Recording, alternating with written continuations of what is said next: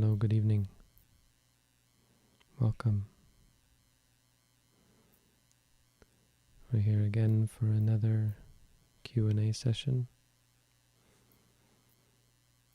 Q&A meditation session. So we're not just about asking and answering questions. It's also about meditating. We can take this opportunity to jumpstart our practice by injecting the Dhamma into our concurrent practice. So as we're practicing,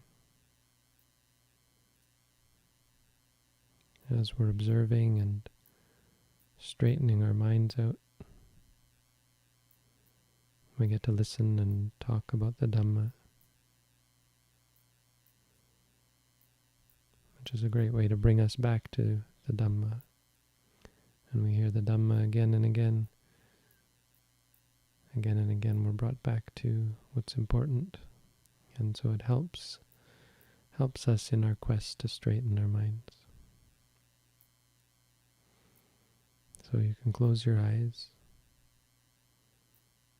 get into a meditative frame of mind, start observing the body, feelings, mind, Dhamma, as they arise and cease.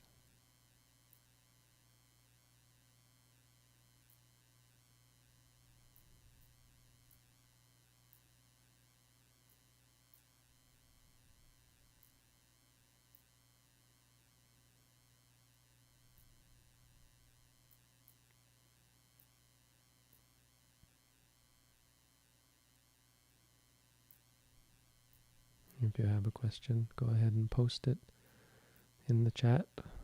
Chat is not for chatting, it's for asking questions. Once you've asked your question, go back, close your eyes, continue on.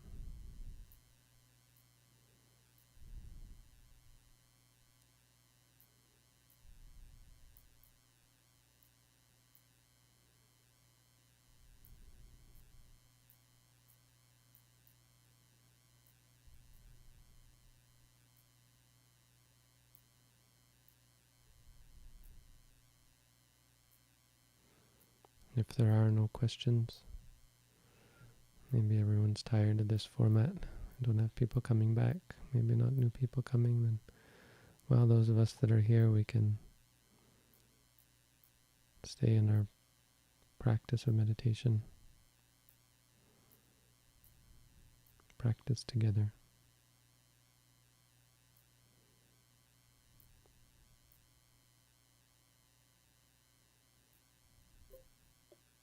There we have some questions. Yeah, go ahead.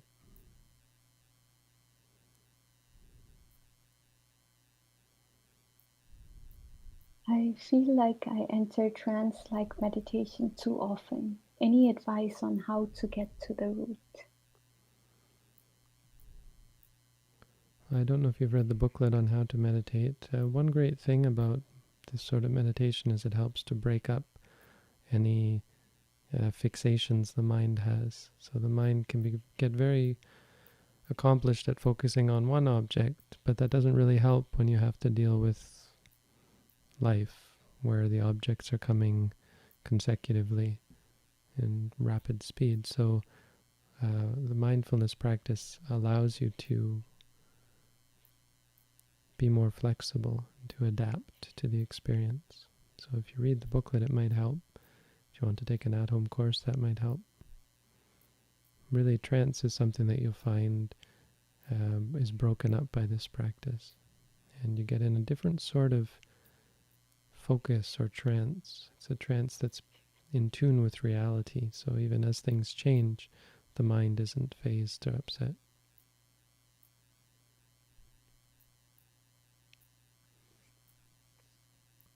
I mean, ultimately, if it was someone in our tradition asking that, I would say try and note the feelings of trance, whatever they may be. There'll be different qualities. The focus, there will be the calm or the quiet. You can even just say quiet if there's nothing. But if you feel as you say, like you're in a trance, you just note that feeling.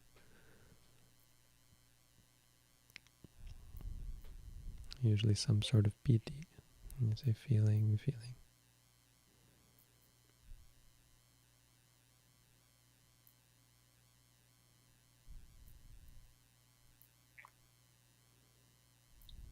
How long after a thought or experience can I note it? I'll be thinking for a moment and then hear something, so I note it, and then my mind comes back to the moment earlier when I was thinking.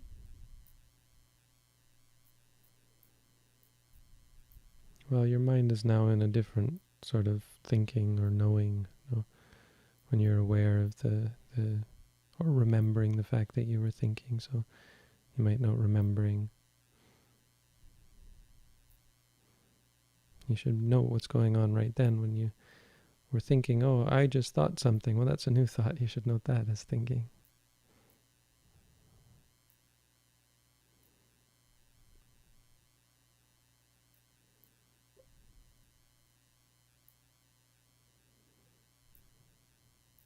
This is not exactly meditation related, but someone said, I lost my wife to cancer 18 months ago. Will I ever see her again?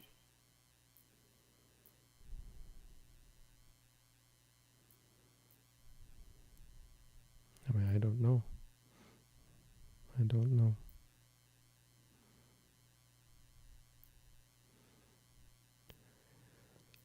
There's no... The reality is there's no her to see. What you see is rupa. You see light, actually. Light touches the eye, it's processed by the brain, and then there's a processing by the mind and a recognition and a conception of that being such a person, and then the identification of that being my person. And none of that is actually what you saw. What you saw was just rupa. And rupa is always arising and ceasing. So, I mean, when you close your eyes, you might see her. And then you can say, yes, you saw her again. But the same goes for everything else. You say, well, no, but there was a real person there who the light was bouncing off, right? But, well, that person was even the rupa, even the physical form, any feelings or any contact, hearing their voice and so on. All of that is also just experience. It's just rupa. Sights and sounds and smells and tastes and feelings and thoughts. So, I mean, I know what you're asking is whether you'll ever connect with the being who was behind all of that. And that's the answer to that. I don't know. It's quite likely that we meet the people who we were fond of. What the Buddha said about this was, if you have similar sila, similar behavior, you're likely to meet such people again. People you have connection with, if you have similar sila, similar morality, behavior, ethics. In fact, probably the better your morality and ethics are, the more likely it is, because your mind is more able to decide where it's going to go or be clear about where it's going to go. If you have low and lack of ethics, it's much less likely that you're able to control where you're going to go. It's much more chaotic and unpredictable because the mind is, of course, less stable.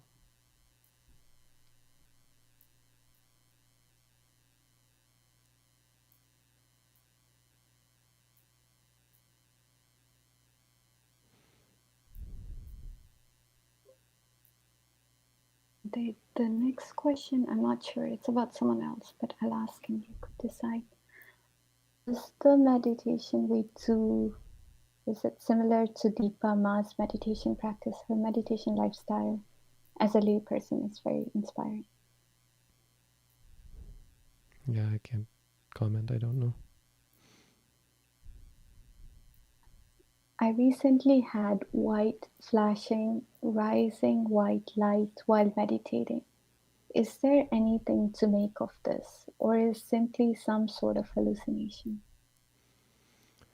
You know what it's called? It's called seeing, and it should be noted as such.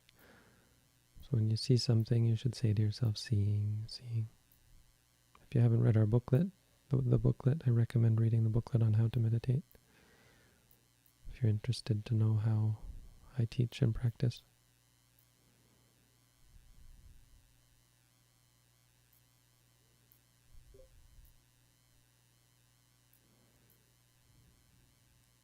How long should someone meditate daily in your opinion, especially someone who has meditated consistently for years? Would several hours be unnecessary with consistent mindfulness throughout the day?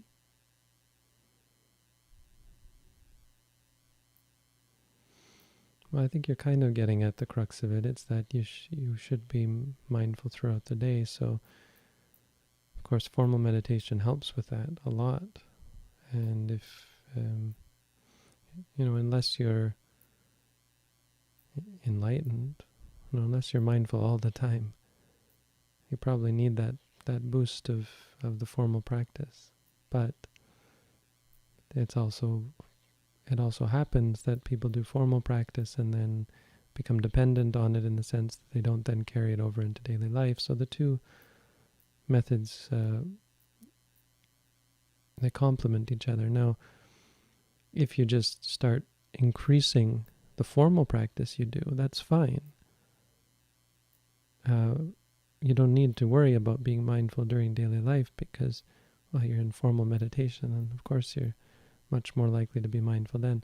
The problem with it is the intensity of it sometimes can lead people astray, because any imperfections of practice are going to be amplified because of the intensity of formal practice. So if you don't have a teacher to keep you on track, to check, if you don't have someone checking on you to make sure you're not getting off track, the intensity of it can magnify or amplify any problems you might be having. So that's something to be aware of. And I can't give any more specific advice because I can't. I don't know. I don't know you, or maybe I do. I don't know who you are. I don't know who asked this question.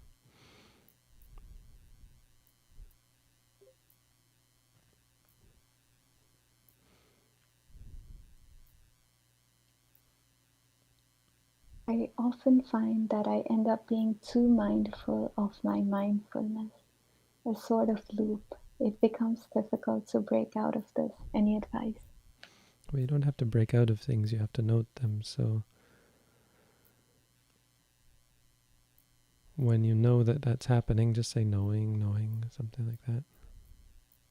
If there's any reactions to it, liking, disliking, frustration, worry, you should note all that. There's much more going on probably than you're noting, than you're aware of. And you have to start being aware of all of the aspects of it. Any thoughts and emotions and so on.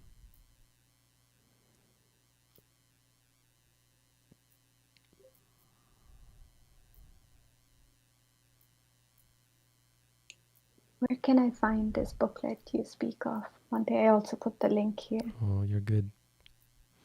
See, this is Shraddha, by the way. Shraddha, if you aren't aware, she's helping me. She's from Nepal, and she's one of the few people who went on the pilgrimage with us, and she was recently here for quite a while. So, thank you. Asked and answered. Also to mention, it's on most of the videos. It's in the description as well. Should be in the description of this video.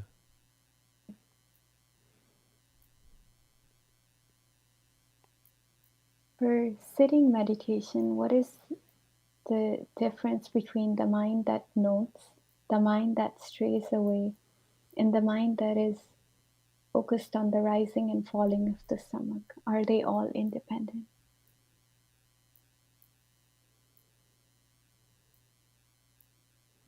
Every moment of mind is a different mind. That's how mind works. Mind is moments. Honestly, this doesn't seem like a very useful question. Is this a question that you needed an answer to in order to practice? That's the criteria, really. I only say that because I want to remind whoever's asking this what they should be focused on, because focusing on these sorts of questions can be problematic just by focusing on them.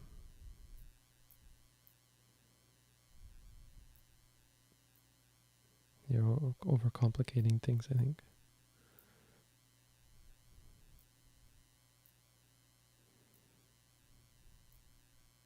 I think the next question is similar in that what is the significance of the rising and, well, it's a little different. What is the significance of the rising and falling stomach, and why is it the default object? Can we have other defaults like our breathing? Well, breath itself is conceptual, so you'd have to pinpoint what exactly it is that you're focusing on. Breath doesn't come into the body. Well, if it does, that's just one way of speaking about it. That's not an experiential way of speaking about it.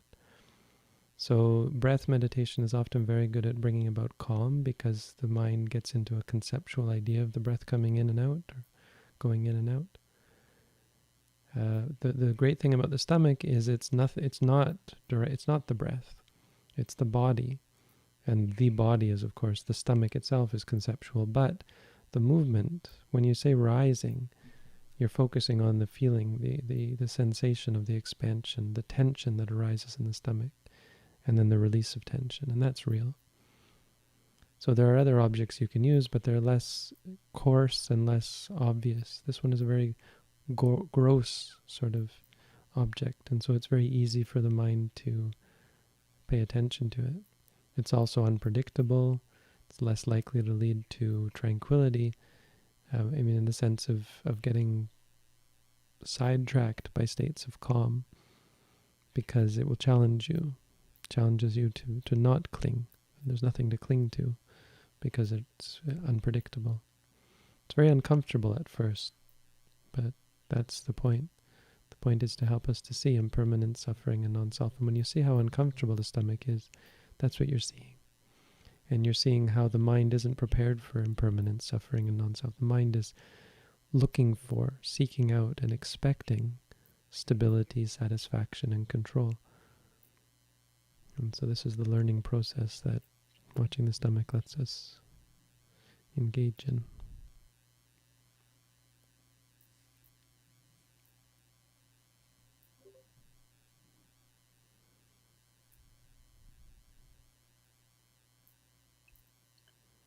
Why does one become exhausted during sitting meditation? Is it mental or physical fatigue? We're not really interested in why things happen, which is a surprise to many meditators, I think. What we're interested in is what's happening and what's its nature. We're also interested in how we react to things, but that's about it. We're not interested in why things happen at all. It's not really important. If like for taking this example, just to show, there could be 100 reasons why one becomes exhausted. And knowing the reason isn't going to solve things. Primarily because we're not trying to solve exhaustion. We're trying to solve our reactions to things like exhaustion.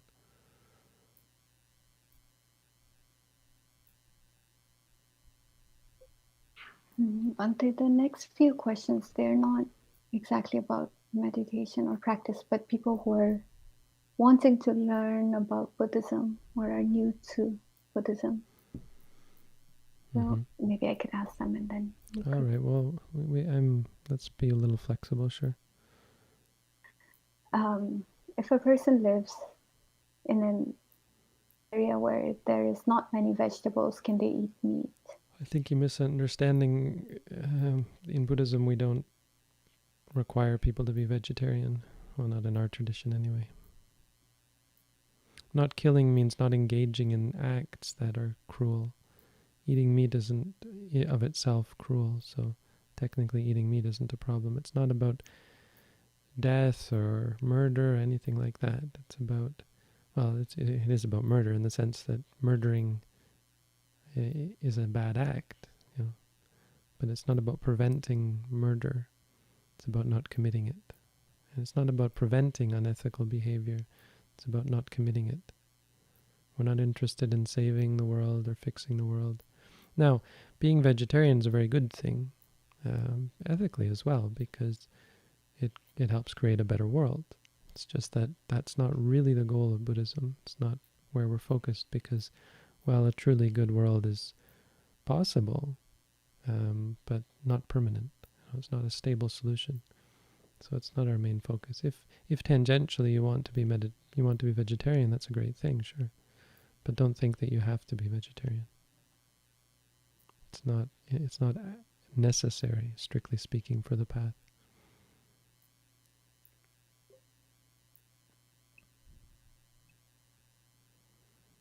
Is noting things a form of desire? What is meant by the term desire, as I'm new to Buddhism? Noting is a way of reminding yourself. Desire is the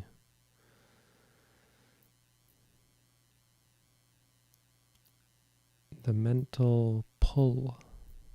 I mean, it's a fundamental mind state. It's the attraction that arises in the mind. Thirst, the Buddha called it. Desire is very fundamental. It's hard to define it any other way because, well, it's not, you can't break it down. It's that state of mind of liking or wanting something. Liking or wanting, those are the two sorts of ways we generally talk in English about desire. When you like something or you want it, but it's still, either way, it's a pull. You feel pulled towards it. The opposite is aversion, right? Attraction and aversion. Those are the two problematic reactions.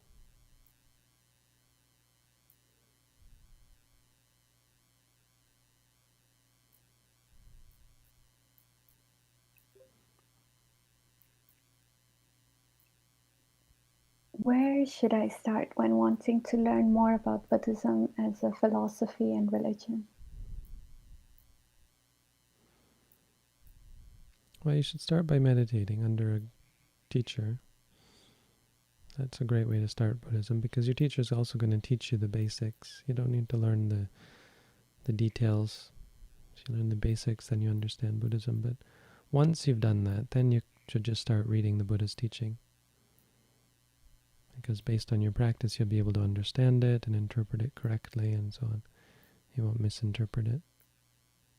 You should interpret it based on practice.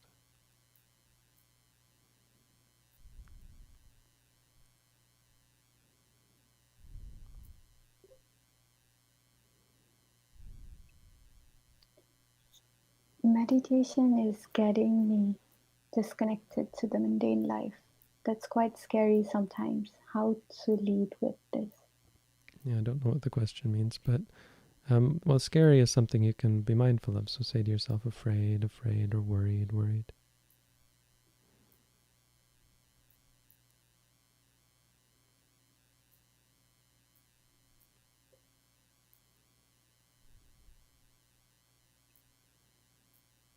How can I work to be less selfish with my life or time?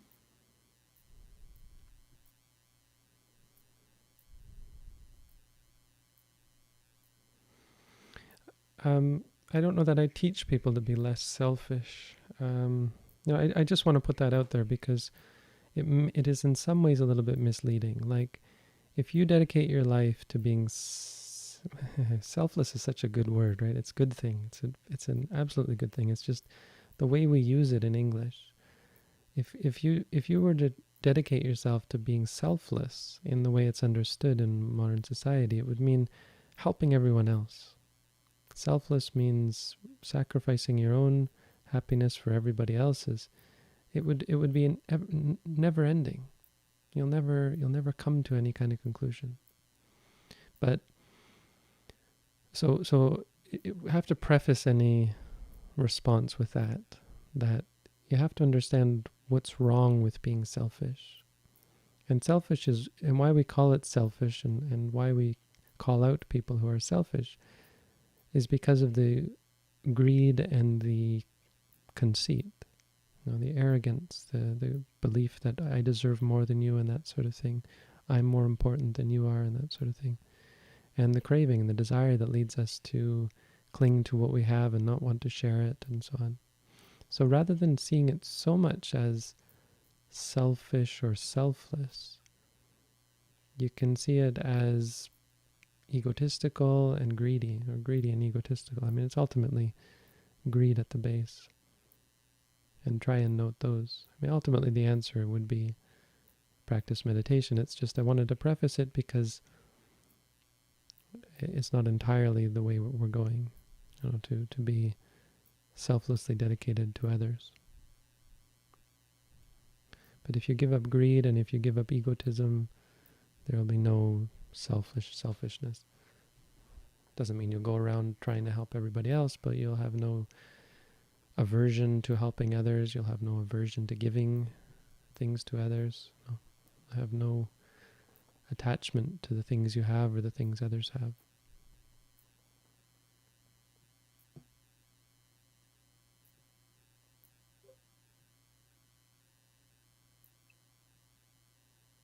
I'm a visual artist, so my eyes are very active always. How can I still my eyes? What should I do with them? Well, you can close them. I mean, that would be a very sort of obvious answer. But we're not trying to control or force things to be a certain way, like forcing them to be still. If your eyes are moving around, try and note that, like knowing or feeling if you feel it. Seeing, of course. When you see things, say seeing. Try and just be patient with that.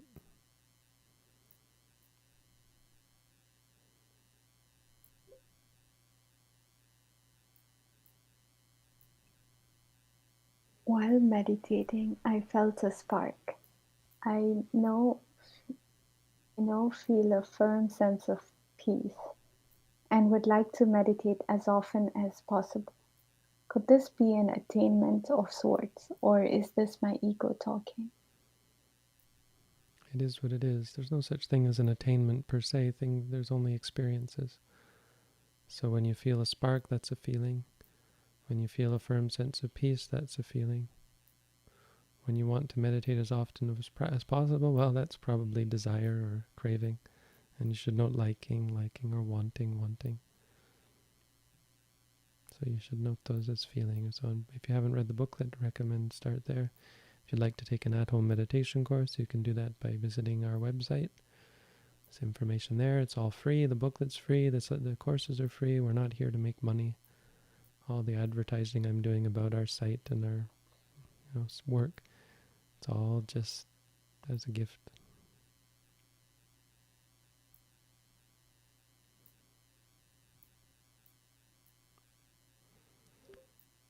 It's a gift for those we love. We love you all. So we give gifts to those we care about, those we empathize with, those we sympathize with, those we identify with. We are all beings. We are all family. All of us. Even the people you hate. Even the people you wouldn't be caught dead in the same room with. Even the people we lock up in the jails. Even the people we put to death. Even the people we are happy they're dead. Oh, they were our relatives. We're all in this together. So, since you're all family, it's our duty to help.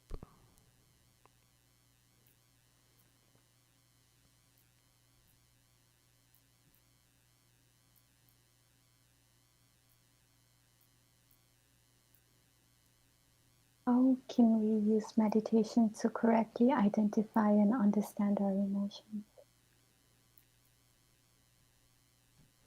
If you haven't read the booklet, that's a good question relating to the practice.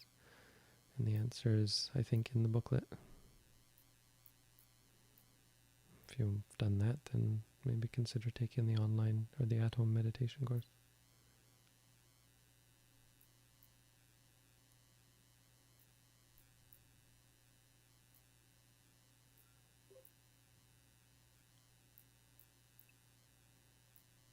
What happens if you're experiencing something but do not have an appropriate mantra? Can one just be mindful without noting, or do we have to note to be mindful? So noting is the practice of cultivating mindfulness. Some people have more mindfulness than others, or are more inclined to mindfulness than others. That's not the point. The point is to cultivate it. And so the noting is a means of cultivating it. There are other means. I don't think they're generally as efficient or as successful. So I recommend to use the noting to help you cultivate mindfulness. When you feel something, it's a feeling. You can just say feeling. If you have an awareness, you can say aware, or we use knowing often, because knowing means what you're aware of, acknowledging that you're aware of something.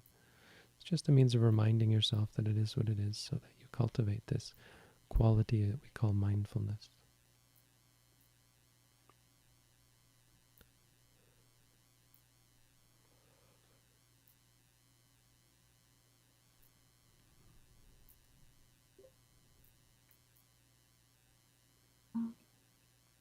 And I combined two questions because they're kind of about the same thing.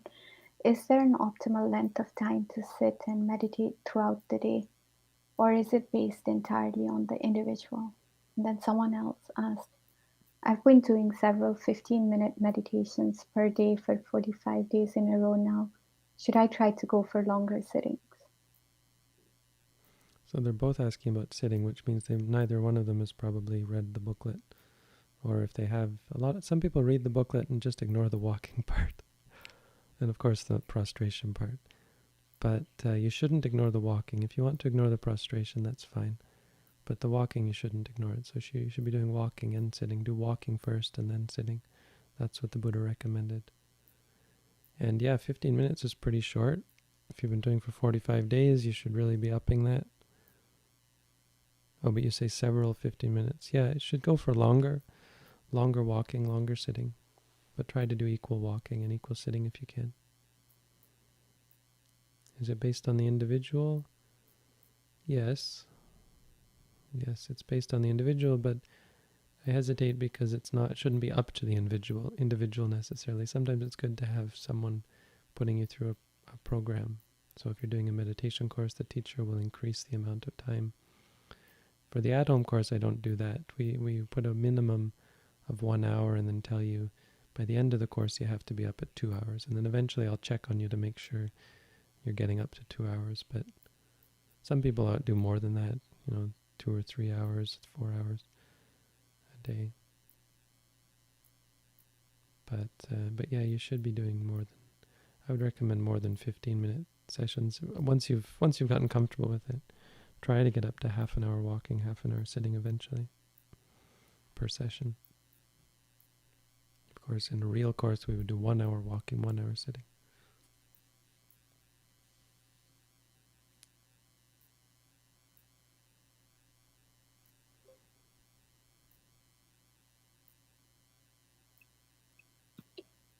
There aren't any Buddhist teachers where I live. Is using your videos as a way of learning about meditation and the Buddhist teachings okay? I recommend reading the booklet. It's a bit better than the videos. And if you've done that, then actually take the at-home course, because the book and the videos only give the first exercise. Other further exercises are reserved for actual interaction one-on-one, so I can be sure you're ready for what we're giving.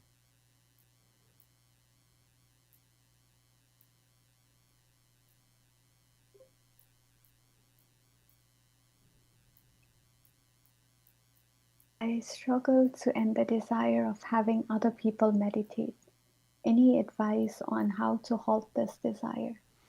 We're not trying to halt things. In fact, seeing that you can't halt it is part of the wisdom, part of the goal.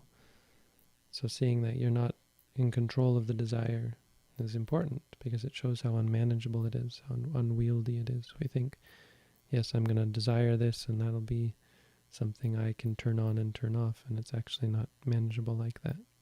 So just try and be mindful and patient with it. When you want something, say wanting, wanting.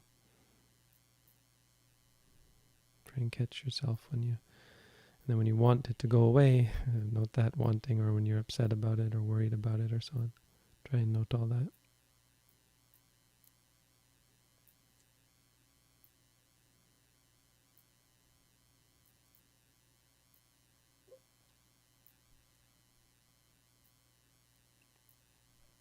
You mentioned not forcing.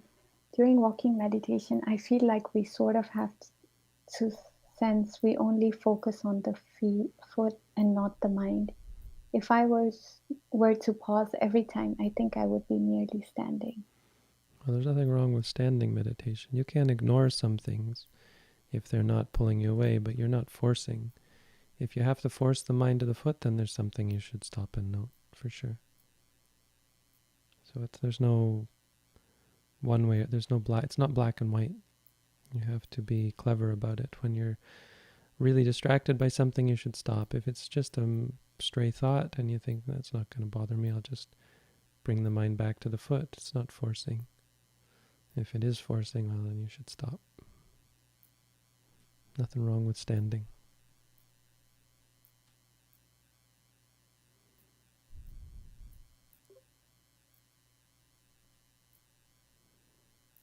How can we overcome impatience during our meditation?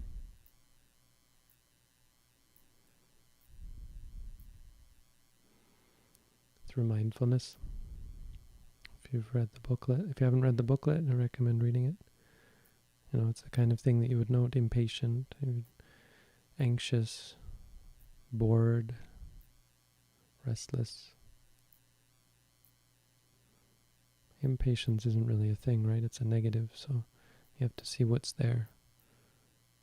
Usually a boredom or anxiety or restlessness. Or a desire. Maybe you want to do something else and it's making you impatient.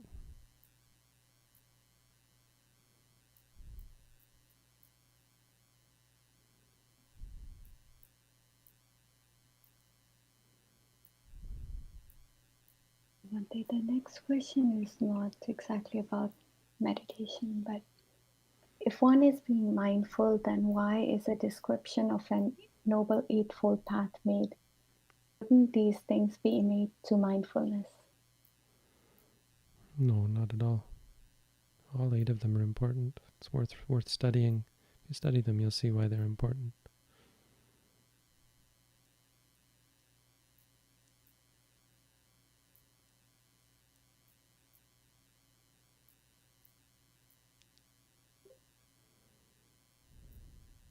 I'm just asking some meditation related questions first, and then I'll come back to the other questions. There were a few other questions. Yeah, I mean, sorry, just about that last one. I mean, in some ways, when you're being mindful, you're also following all of the Eightfold Noble Paths. It's just Eightfold Factors, but it's just to get there, you have to be aware of all 8, because they're all different. But, there is something, if you want to say that when you're truly being mindful, then of course all 8 path factors are perfect. But that's not really saying much, because to get to that perfect point, you got to know and be aware of the other 7. If you're not clear on right view and you have wrong view, you're never going to get to the point where you're truly mindful.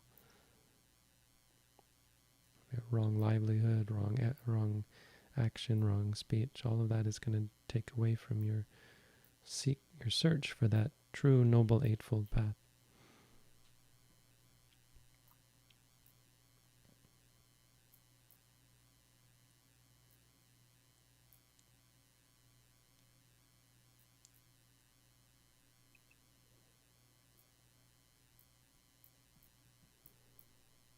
If one is meditating and experiencing a dark night, do you recommend continuing that particular meditation session or stopping? We don't use that terminology. I know where it comes from and I don't subscribe to it. So what you're experiencing will be within the four satipatthana, and yes, you should be able to break it up and be mindful of those things. Never try. I do not recommend trying to put labels on states as being this or that. They are what they are. If it's body, kaya, if it's vedana, if it's citta, if it's dhamma, it should be noted as such and not given any kind of interpretation.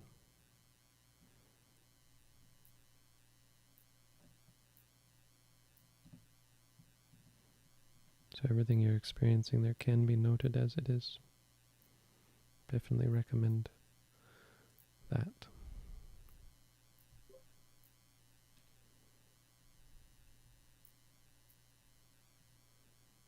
How am I able to build more self-awareness?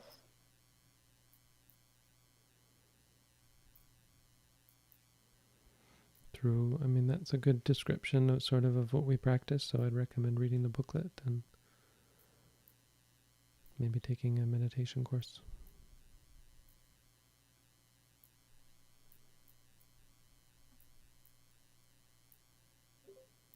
Bhante, the next one is more about the precepts. How bad is alcohol? I really like to have a glass every other day. Why do you really like to have a glass every other day? What does it do for you?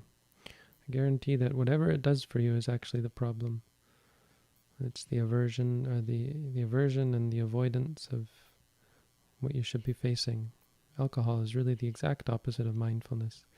It allows you to avoid, it gives you the power to avoid what you should be focusing on. Meditation is about confronting, and alcohol is about avoiding, really.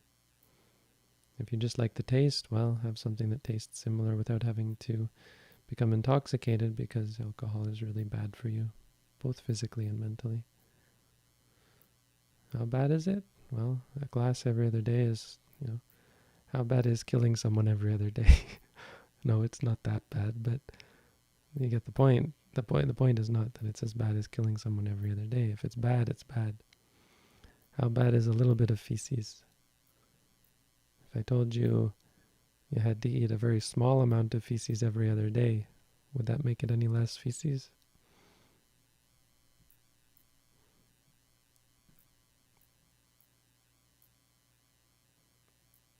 You should note liking, or wanting, and try and see what it is that alcohol does for you, because I guarantee that's the opposite of what you should be doing. That's the actual thing you should be confronting.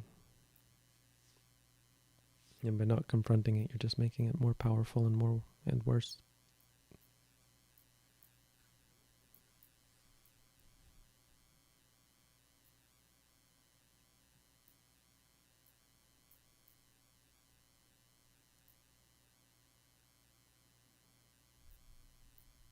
To be mindful at all times. Yes. It's sort of the intermediate goal, right? The final goal is to be free from suffering, which is different.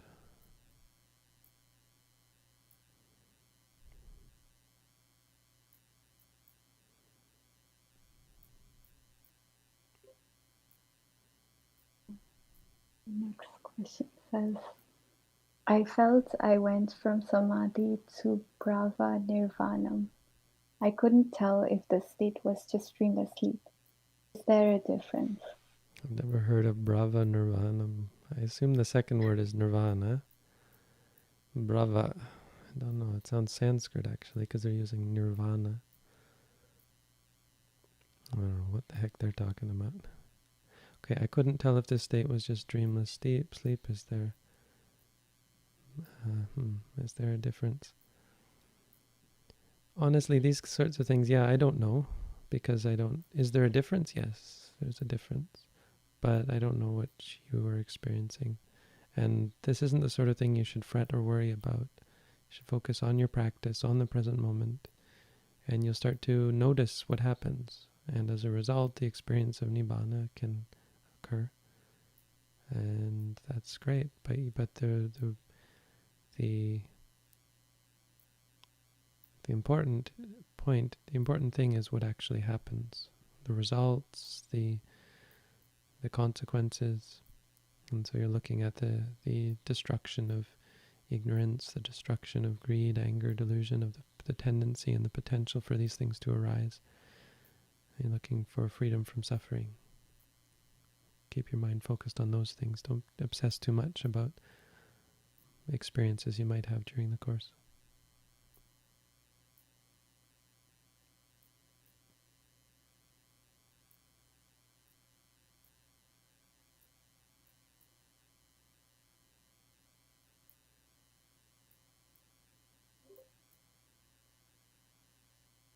I think this one, similar to a question you answered earlier, is it okay that we're forcing the foot during walking meditation?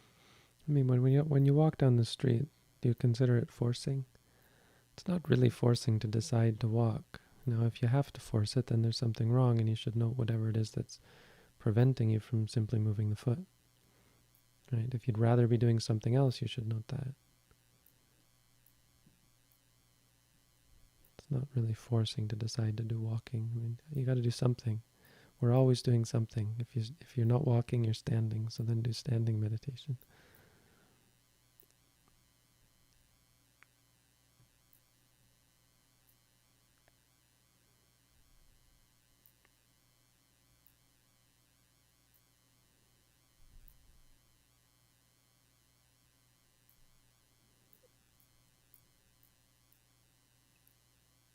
When I do sitting meditation and watching the stomach, I start breathing very fast, and it can stay the whole meditation. Is that okay, or should I change the breathing?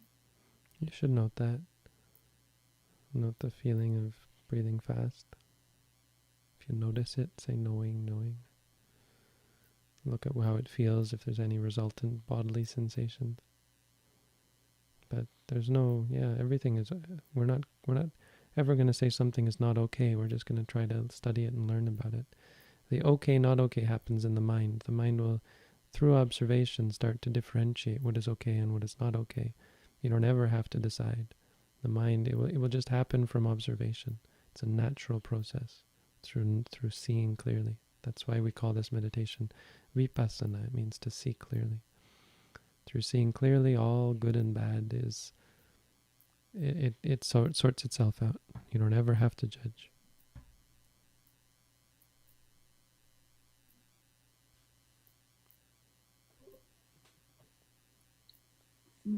The next few questions are not exactly about meditation, but people have asked, so maybe I can put it up and you could decide. All right. I will pass if I want. Can a person combine Zen with Theravada teachings? I want to read the Dhammapada while I practice Zen Buddhism. Yes, that's fine. What is your best advice for someone who wants to spread meditation around the world? Not wanting. That was probably quite predictable. Yeah. Not wanting. I mean, there's a longer answer. Spread the teaching by living the teaching, just as a matter of course, because you'll always be in contact with people.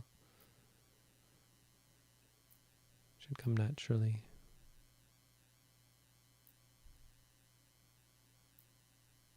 In meditation sometimes become an avoidance of doing other things necessary in one's life. Can it be misused, or is it always good? Well, there's nothing else really necessary. It depends what you mean by necessary. It's technically not even necessary to eat or drink or anything, sleep. It's just that we're not good enough at meditation to make that a feasible answer. So we acknowledge that we have to eat and sleep and work. And so we engage in all those things for the purpose of supporting our meditation while we're not very good at it. That's technically the way it is. So meditation's always the reason why we do everything.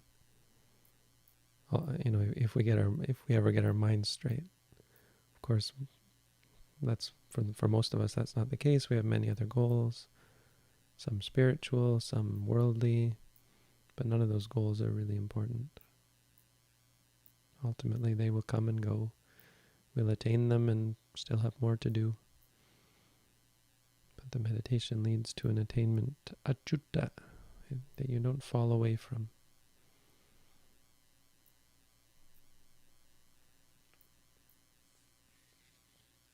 Can it be misused? I mean, the word meditation means so many different things.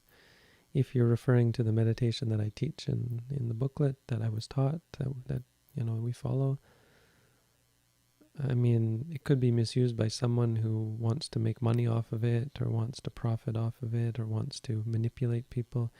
It's very easy to manipulate people. We shouldn't be saying this, only because it will lead people to do that. But spiritual teachers can have such power over their students. Don't let people have power over you, because you don't know enough about.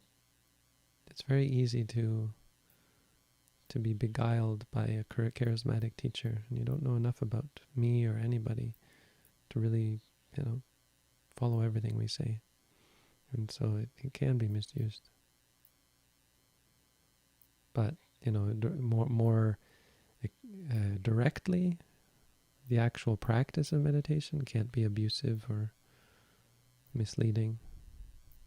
There's no mismeditation. If you're practicing correctly, and I guess I'm not quite sure what you're asking, but if you're asking that, then that's not possible. If you're asking, can someone practice incorrectly and thus suffer from it? Absolutely, yes. That's why a good teacher is important. Well, a qualified teacher.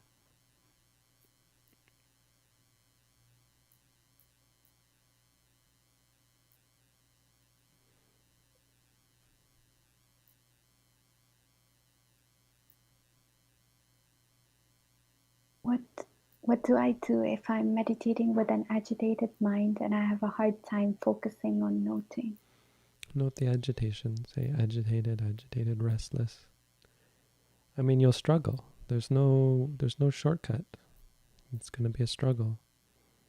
Try and lie down. That's a good advice for when you're agitated, and do lying meditation. When you're agitated, you're less likely to fall asleep. So lying can be a skillful solution.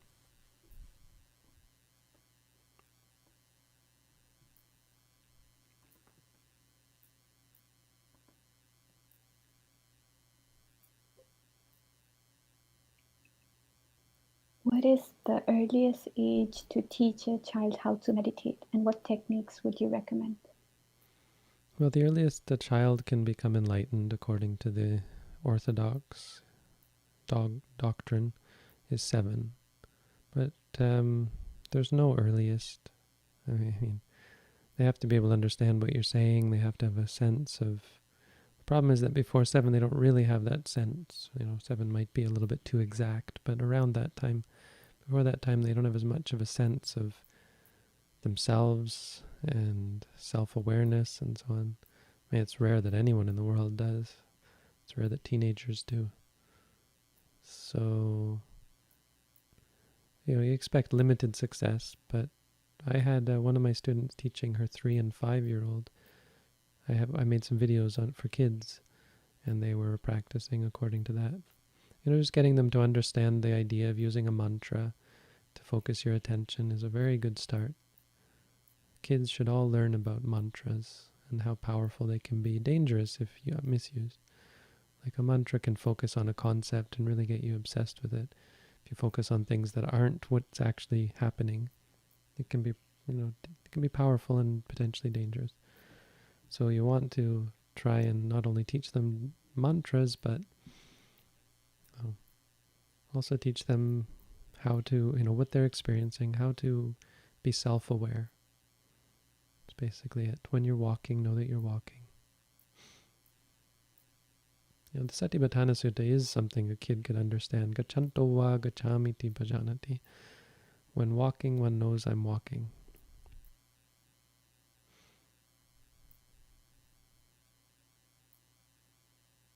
So telling a kid to say to themselves, walking, walking, depends on the kid, but not very intellectually challenging.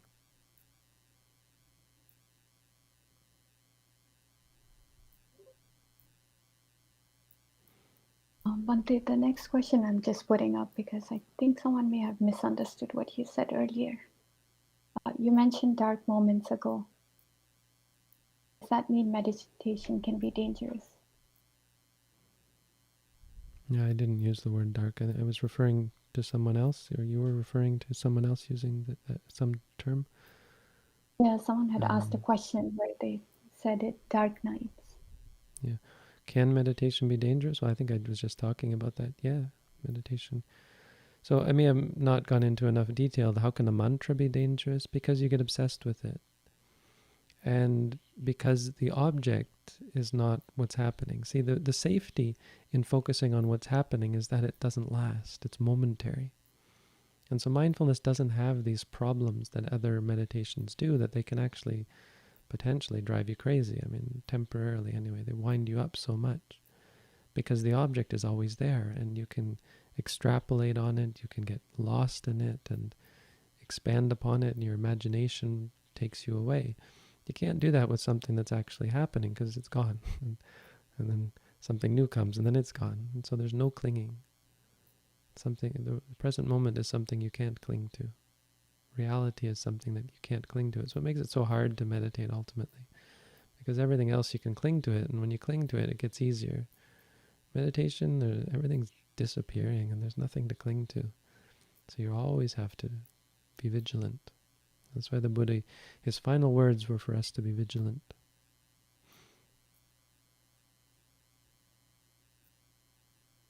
But if you're focused on the present, on reality, it's very hard to get lost. It's very hard to lose your way and have anything dangerous come of it.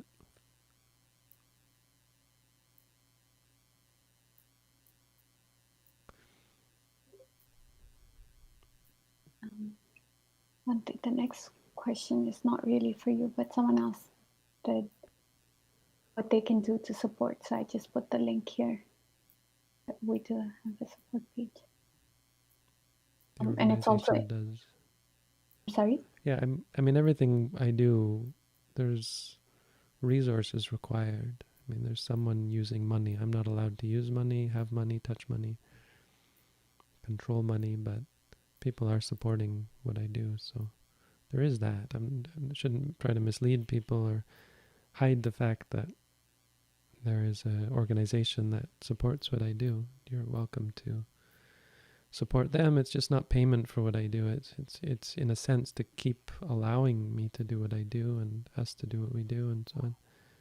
And if people were to stop supporting the organization, then I'd have to stop doing what I do. If people support in new ways, then we can do more. Like if people start creating a movement to start a meditation center, then we don't have to just rent a house anymore. We live in a big house and we can use it as a meditation center, but we could do more if we had our own place, So, as an example, we've been talking about that, but none of it is something that we're pushing or plugging, We don't have any hidden agenda. But yeah, there's a link. You can get in touch with the organization. There's different ways to support. You can become a volunteer. We have volunteers, people who do things for the organization.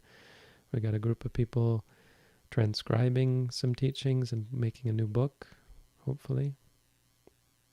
We've got people categorizing videos and audio and making a new audio collection. We have a board of directors. We got a digital Pali reader. We have people who just did a great work on that, getting a new version of the digital Pali reader. Lots of ways you can get involved. And this isn't just a technical question, This is a Buddhist question, because the Buddha was big on good deeds. So doing good. Another reason why we do this is because it's good, Me answering your questions from my knowledge and experience and the teachings I was given. That's a good thing. And so you all should do that as well. Share the teachings, repeat them to others, support the teaching, all those things. Very good things to do. Very important part of our practice. Not necessary, but very important. Very supportive. In so many ways.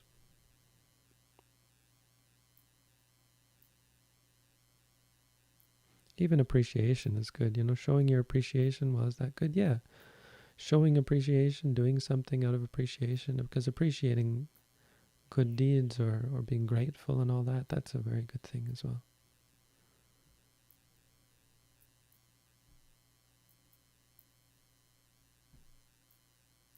So I hope that didn't sound too self-serving, because I am talking about things that help me. So, it doesn't have to have anything to do with us or me or this organization. The good deeds are good, so I'm not afraid to say that. Don't be afraid of goodness, the Buddha said.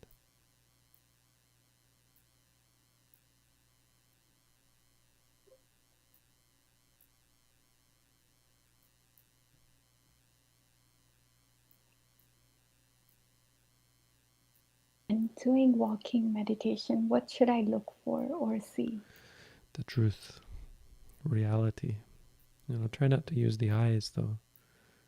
You have to look with the mind. Your mind should be not with the eyes, but with the feet when you walk.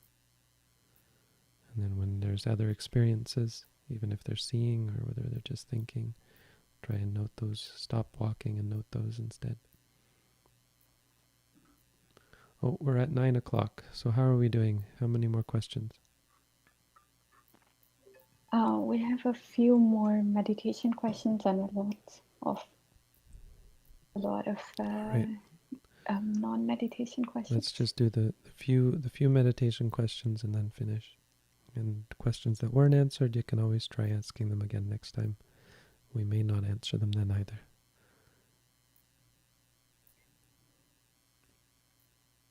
While I'm engaged in my day-to-day activities such as talking to friends, family, eating, watching TV, etc., should I be noting in the background or just be focused on that particular activity? Yeah, try to note if you can. It's a great exercise. It helps bring you back to experience. Helps shift your perspective back to an experiential perspective, away from this cerebral activity of interpreting everything. People, places, things, relationships, reactions. It's a very good practice that we should come back to again and again throughout the day. It's a very good thing to do.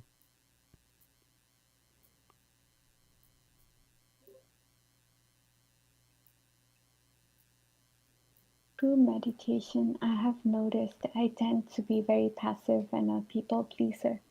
Can furthering my meditation allow myself to be stronger in my own person? Well, don't expect meditation to answer your questions. It'll give you the tools you need to answer your questions, but when you notice this, you have to, through using mindfulness, decide what is the appropriate action. And meditation isn't going to magically give you the answers. It's just going to put your mind in a clear spot so that you can come up with the answers yourself. And that even being said, sometimes you won't come up with the answers, and you need trial and error, or you need guidance from someone else, So you need to read the Buddha's teachings. I recommend studying the Buddha's teachings to get a sense of the sorts of things that are proper to do, and what makes action proper, and so on. So there's nothing wrong with being passive. There's nothing wrong with acquiescing to people's requests and so on. But if you want, and if you're reactionary in the sense that when someone wants something, you immediately leap to help them, that's not because of the meditation. That's something that maybe's come up through the meditation, but it's something that should be noted as well, and eventually that will go away. But you have to make decisions. So if someone needs my help, is it proper to help them? Meditation's not always going to give you the answer. It'll just help you have a clear mind when you do process the question. So But ultimately, the answers we come up with are not nearly as important as the state of mind when we came up with them. So if you make a mistake and you choose the wrong solution, it's not actually wrong in the sense that, in any sense that's meaningful.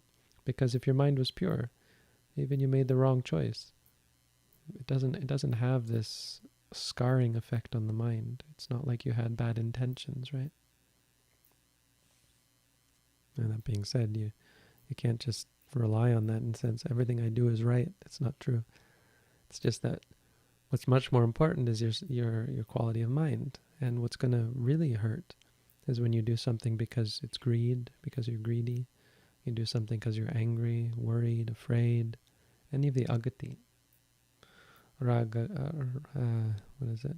Chanda agati, dosa agati, moha agati, and bhayagati. So greed, anger, delusion, and fear.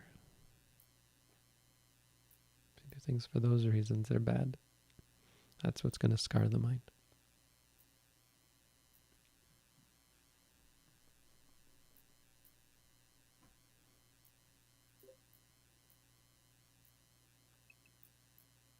What practice should I incorporate into my day that can help other than just the meditation?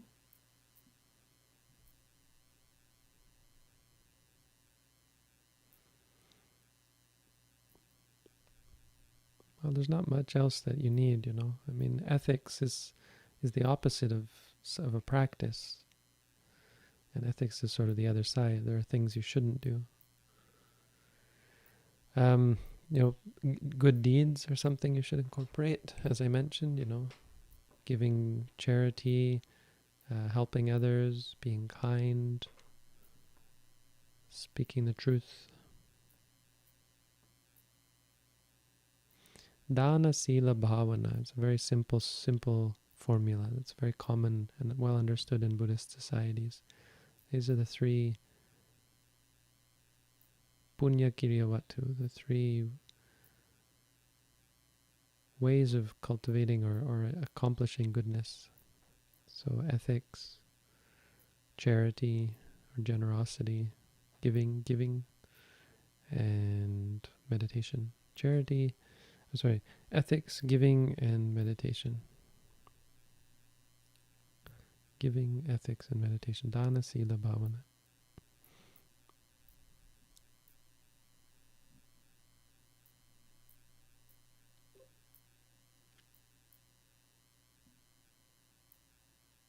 I think that was the last of the questions. The rest are not exactly. Okay. Sadhu. Thank you all for coming.